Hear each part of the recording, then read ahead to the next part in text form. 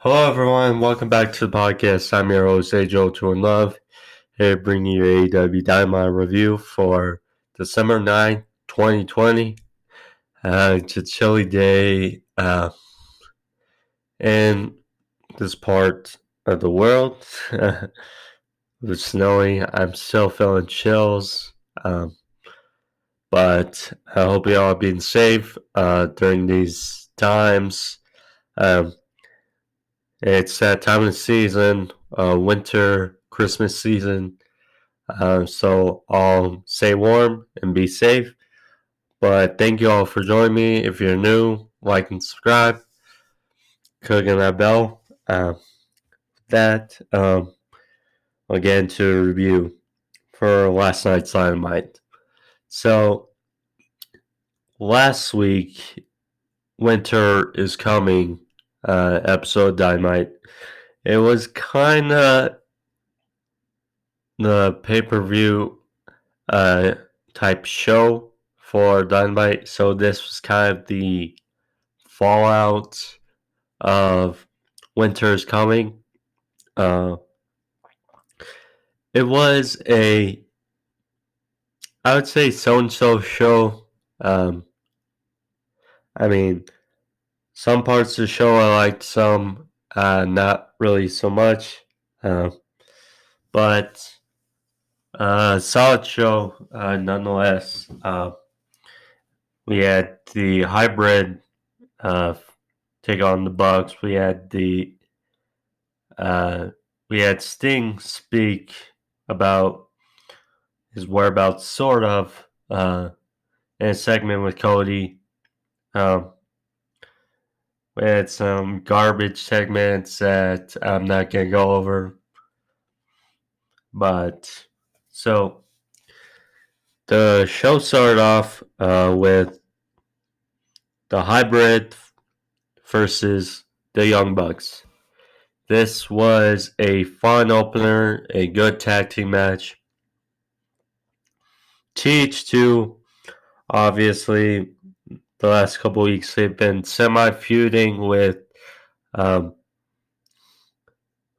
the Top Flight guys and the Young Bucks.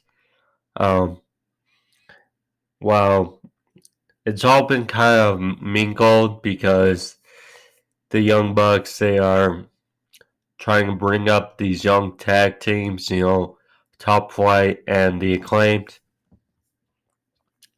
And this match was obviously stemming from last week, or the last 2 weeks. So the Young Bucks came out. TH2 tried to attack them before the bell. But all in all, this good tag team match getting into it. Jack Evans, he did I would say, elevated moonsault off the top rope, off of Angelico's back, who was on the top rope with, I believe, Nick. And he did a moonsault to the outside, and just great spot by Jack Evans. Double team by TH2 for a near fall. They were ganging up on Matt Jackson for the first part of the match. Hot tag to Nick Jackson. He clean house. Springboard face buster on Angelico for near fall. Then into the later part of this match, with the assist from his brother Matt, Nick Jackson, he powerbombed Jack Evans into the outer part of the barricade, and the Acclaimed were on the outside of the barricade. He powerbombed them into them. Obviously, showing their feud. Excuse me. So, Then the Young Bucks took the advantage again. They hit Risky Business for a 2. Then Jack Evans and Helco got the advantage again. Was a 450. Beautiful 450 splash by Jack Evans for a 2 count. Doomsday device by the Bucks on the ramp. Super Kick Party on Angelico for a 2. Then the submission hold by his modified figure 4 by Angelico on Matt Jackson, his injured leg. And it looked like for a second that TH2 was going to win this match, but Nick Jackson made the save with a swanton, and then they took out Jack Evans on the outside with the Meltzer driver, then hit the BT trigger on Angelico for the win. Solid win by the Bucks. Good showing by TH2. Talented as always. The Acclaimed tried to attack the Bucks after, but SCU came in for the save. And apparently next week we're going to get the Acclaimed versus SCU, which should be an interesting match. SCU, of course, a veteran tag team, the inaugural AEW World Tag Team Champions. They will do their part in making the Acclaimed look like legit contenders and bring them up.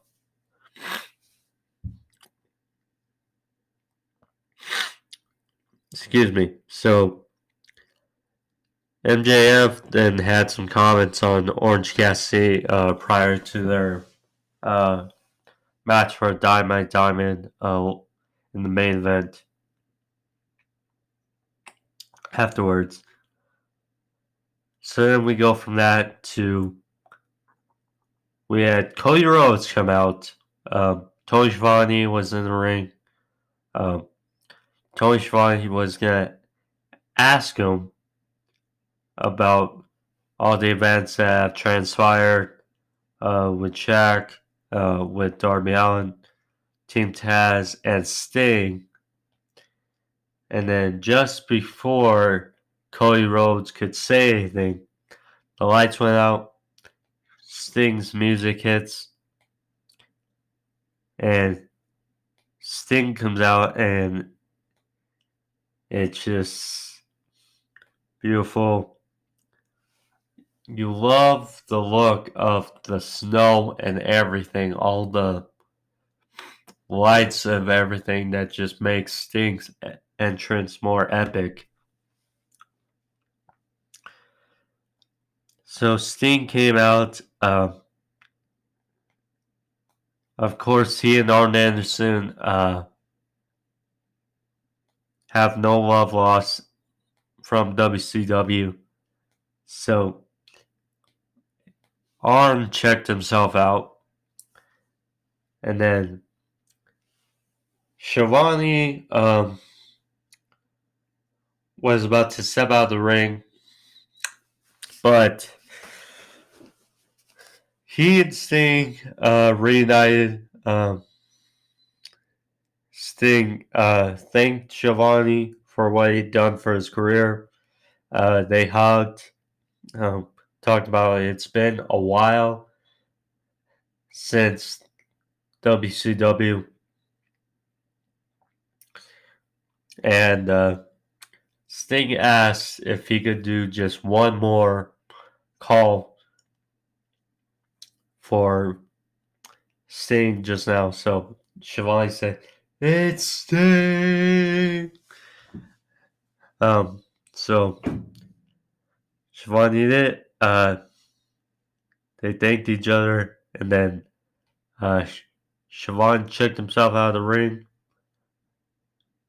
handed the microphone to Sting, and he and Cody faced off. Cody, he welcomed Sting back. He thanked him, and Sting said that it has come full circle for him, that he's now in the jungle, and he sees many of the same animals around ringside. And he's pointed at Darby Allen, who is in the Raptors, or was in the bleachers seats, observing the whole situation. And Singh said, a lot looks similar. And Sting told Cody that the one thing certain about him when it comes to his position in AEW is nothing is certain. And that whatever's my business, whatever I do here in AEW is my business. And I would say a wholesome moment is Sting patted Cody on the back, gave him a little hug, and you can tell the expression on Cody and Sting's face. It was just joyful, and Sting said, "See you around, kid." So Sting walked off, and that was how the segment went off the air. I mean, very intriguing. See where. Sting obviously didn't reveal what is his priorities are going to be and how his actions are going to be in AEW. Where his position really will lie. And makes sense.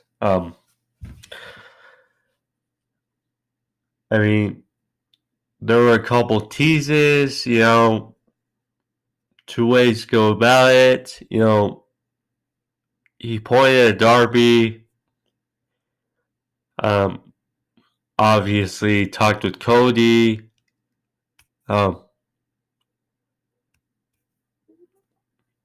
There are a few ways to go about it. He could be an authority figure.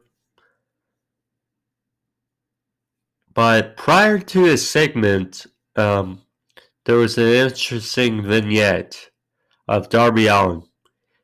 He looked like he was sitting at a table in front of a psychiatrist.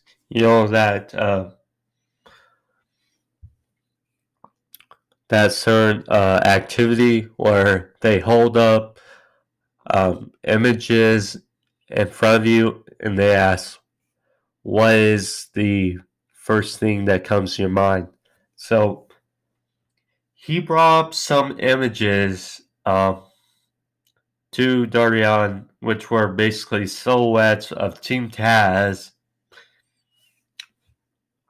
or members of Team Taz, and Darby Allen had all these kind of insults to members of Team Taz. And then a silhouette of Sting came up, and Darby Allin just chuckled, and that was how that vignette went off. So, there's a few ways to go about it. Once again, unpredictability, which you like about AEW. And you can only imagine where it goes from here for Sting. But good and good. Next up, another tag team match, which was pretty solid. Not as much hype as TH2 vs Young Bucks, but kind of intriguing.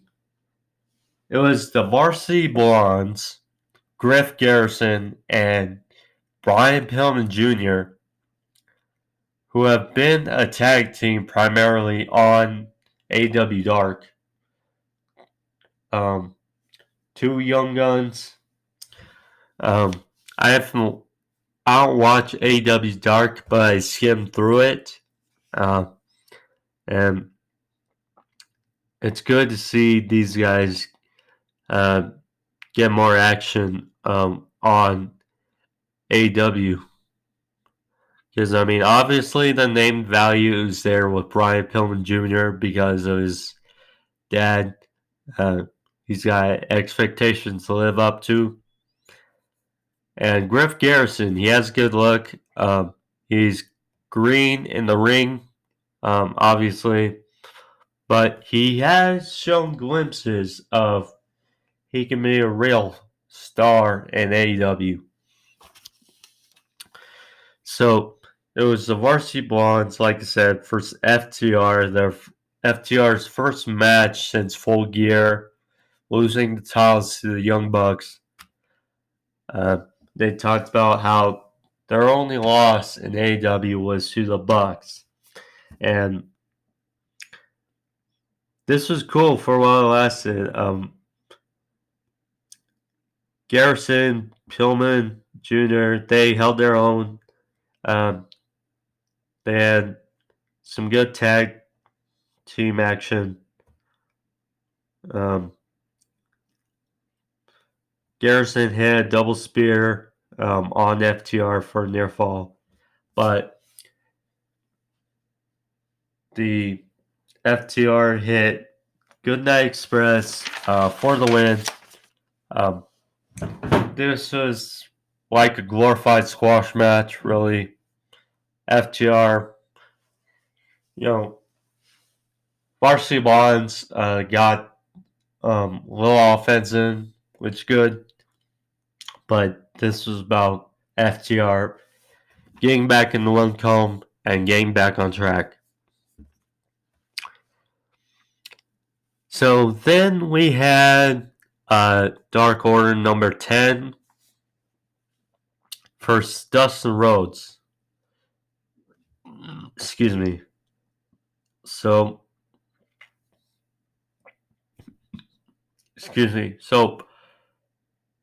10 is the third best member in the Dark Order, basically, as a singles competitor. I mean, there's Broly, who's apparently injured. You got John Silvers, who's very over. And you got 10, who's a physical specimen. This was an okay match. Dustin, he won with a bulldog. Not really much. Say 10. It looks impressive. He has a really good spine buster. But the Dark Order without Broly has kind of lost a little mystique. I'm kind of curious why we haven't seen. I mean, that just shows to the depth of the tag team division why we haven't seen Evil Uno and Stu Grayson on Dynamite in a while. But this is okay. So after match, Evil Uno came to the ring and tried to recruit Dustin Rhodes to the Dark Order, and he asked, would you be Dark Order member number 7? Now, for those who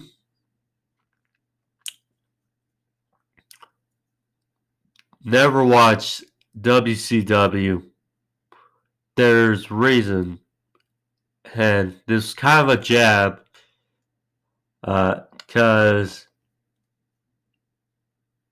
in WCW, when Dustin left WWE the first time, he went to WCW and they planned this whole weird gimmick character for Dustin, which was called Seven. It was a weird gimmick. It was like a creepy stalking gimmick, where he was all white, and he this was just a weird gimmick, where he was dressed in all black. It was just odd, and if you watch it on YouTube, there's a pipe bomb segment of when Dustin comes out as 7, but rips WCW for what happened between them and his father, Dusty Rhodes. So that was kind of the gist of it, kind of why. I mean, Tony Schiavone also said, well, he doesn't want to be that number. He was obviously there for the WCW segment, but yeah. I mean, kind of a jab. I mean, especially since, well, Sting was there for tonight. It was okay. Dustin, he slapped Evil Uno, dropped him, and Dark Order backed away. It was just one of those segments I didn't really care for. It was kind of throwaway. Like I said, on Dynamite last night. So then we go from that to the Inner Circle's Ultimatum. So the Inner Circle came out without Santana. Jericho said how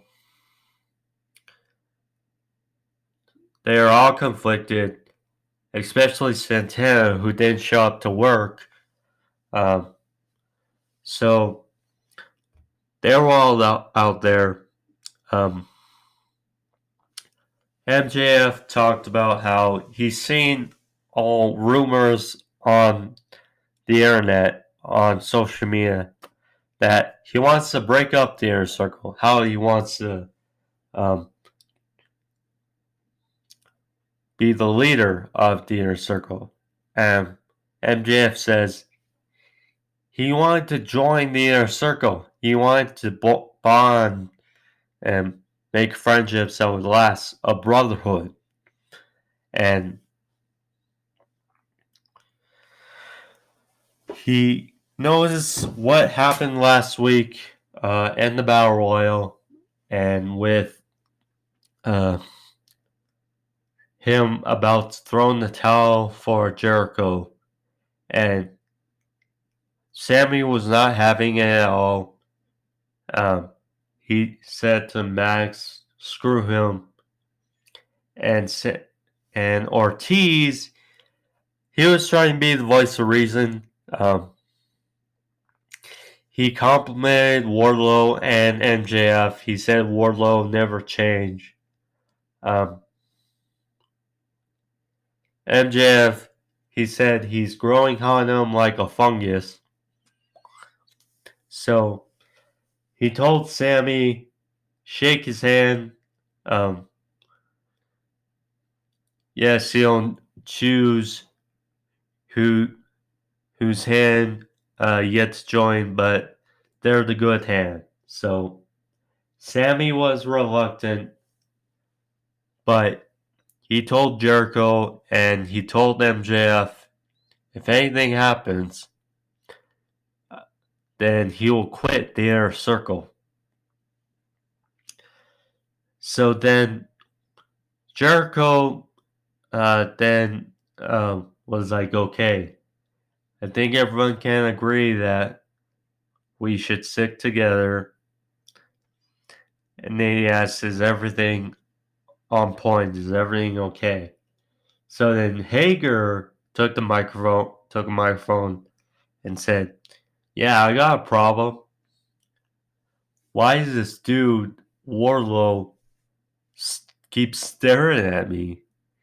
Because they were staring at each other. Because they can't attack each other. So then Wardlow, for the first time in AEW, speaks. He's like, what? Staring at you? You've been staring at me since I started in this company. So then they both bickered over each other, said, it's creeping me out. It's creeping me out. So Jericho was like, okay. How about we all just stop staring at each other and all agree we should stay together? So then they all do the middle finger pose in the ring, or the middle finger salute. And Wardlow and Hager were still looking at each other funny. And Jericho was like, Inner Circle for life, baby. So that was it. That was all the segment off the air. I'm intrigued because people thought, okay, maybe, or an idea was the Inner Circle would turn on Jericho. No, that may still be in the works, but with the news that Sammy said he would quit the Inner Circle if something happens, maybe it's not Jericho that gets turned on by the Inner Circle. Maybe it's Sammy who gets kicked out of the Inner Circle. I don't know. That's just an idea. And he turns babyface because, I don't know, that's his thought. So then we had Eddie Kingston, the Butcher and the Blade, versus Lance Archer and the Lucha Brothers. This was kind of chaotic to start.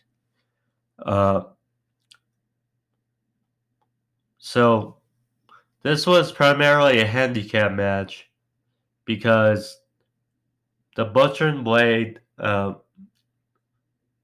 put Pentagon through the timekeeper's table and took him out. And officials took Pentagon to the back. So it was a handicap, basically 3-on-2. Archer and Phoenix did what they could.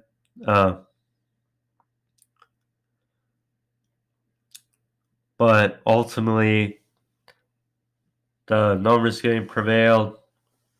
And Butcher and Blade won with their powerbomb neckbreaker combination for the win.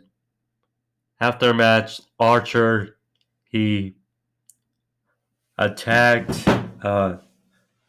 Butcher and Blade, and Eddie Kingston tried to get his revenge, but Kingston and Butcher and Blade ran away out of the ring, and clearly this feud's not over between Archer and Kingston. I would love to see a match with them sooner rather than later. So we'll see. Be back one sec.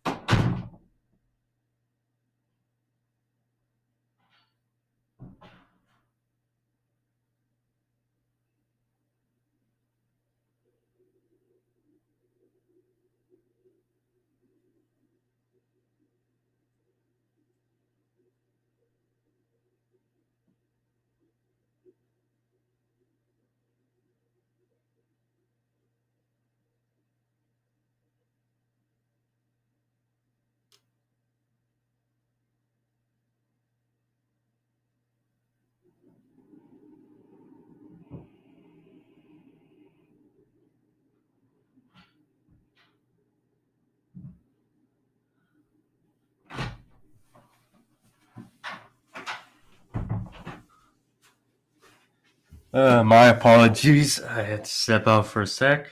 But so back to the match. Yeah, this feud's over between Archer and Kingston.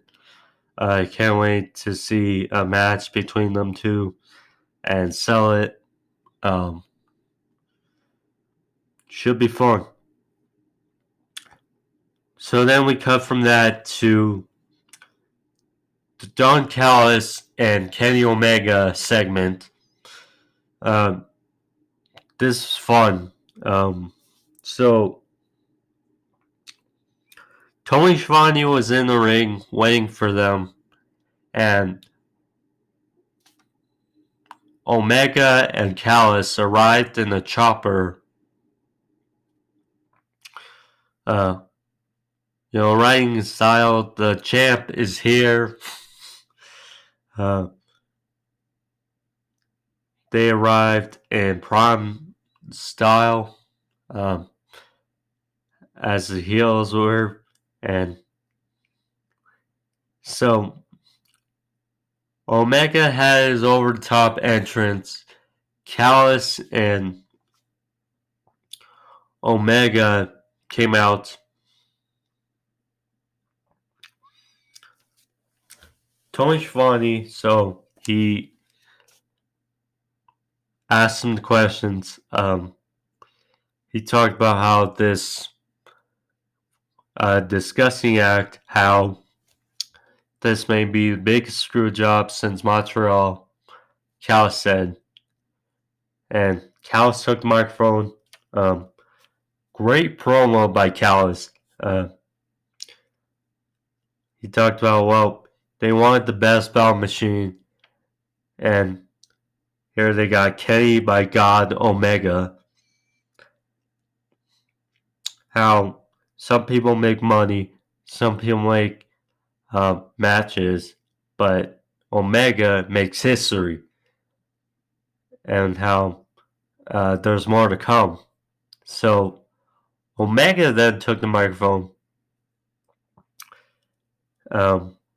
said how everyone fell for it, and now if you did or didn't fall for it, I don't care.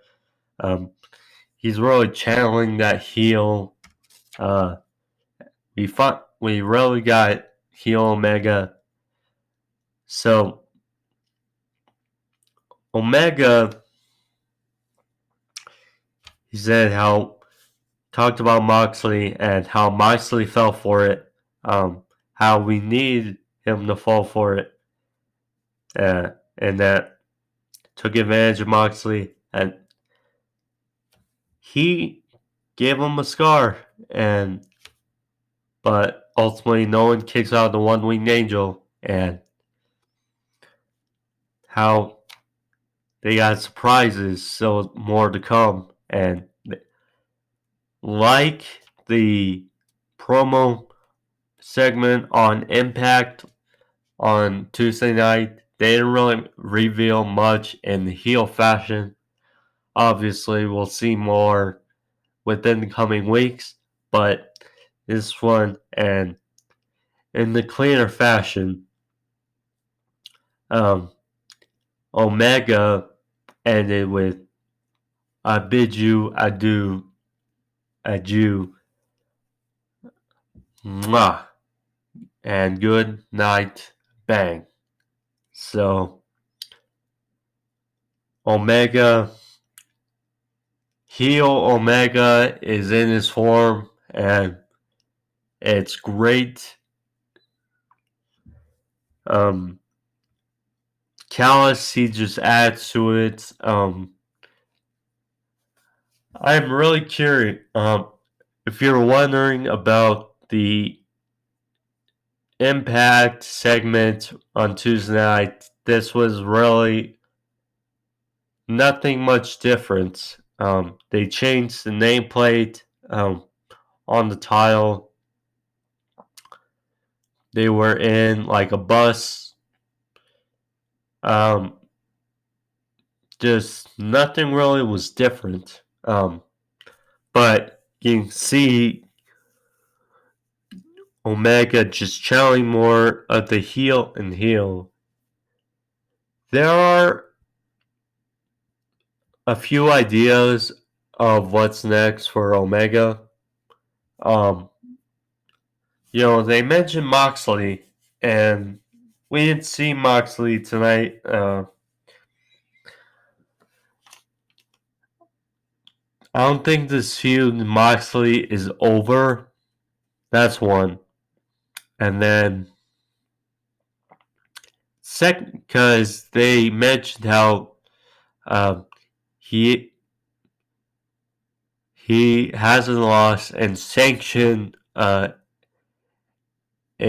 matches. So that's thought. Another thing is he said he wanted to collect. This was from the Impact segment that he wants to collect, and he's found a new hobby. Perhaps, excuse me, because Rich Swann is the Impact champion in Impact. So perhaps Kenny Omega goes for the Impact World Championship against Rich Swann. That's a thought. But overall, this was fun. Fun segment. Omega as a heel, we wanted him, and now we got him, and it just can't really say much better. It's just what it is. So,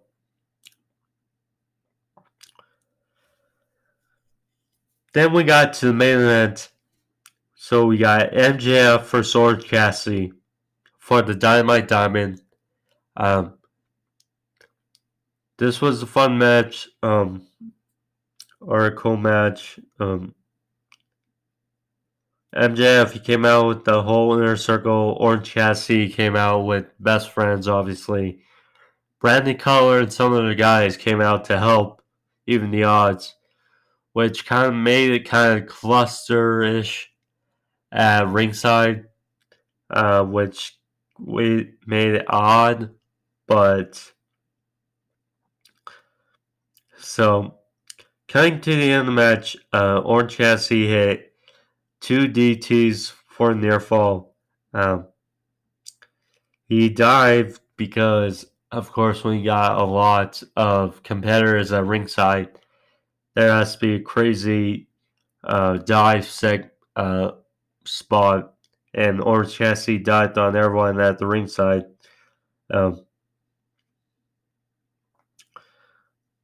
MJF hit the Heat Seeker. Then Orange Cassidy followed up with the Beach Break for a 2 count.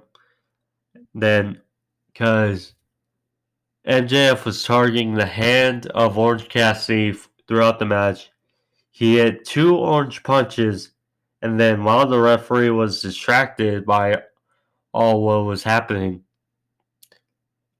Miro came out and decked Orange Cassidy with a huge clothesline that turned him inside out. And MJF followed up with a cover, pinned him 1, 2, 3. And once again, MJF is the holder of the Dynamite Diamond Ring. So afterwards, it was chaotic. Miro, he was attacking officials, security guards. He threw a security guard off the stage. A brutal spot. He decked another security guard with a clothesline, and it was just a chaotic way to end Dynamite. And at the end, Miro stands tall with Kip Sabian. MJF said to the camera that he beat Orange Cassidy fair and square. this was just a cluster and chaotic way to end Dynamite. And there were a few segments that were I didn't want to go over. One with the women and with Shaq and Brandy. It just I don't get it, so I'm not gonna go over with them. But overall, this was a pretty decent episode of Dynamite. I enjoyed the tag team matches. And next week, obviously, there's more to come. But so that's a review for you guys. So hope you guys enjoy it. I know I did. If you're new, like and subscribe, like I said. Click on that bell. I'll see you back here next week on Tuesday for next episode sports overview topics. But be safe and happy holidays and 'tis the season.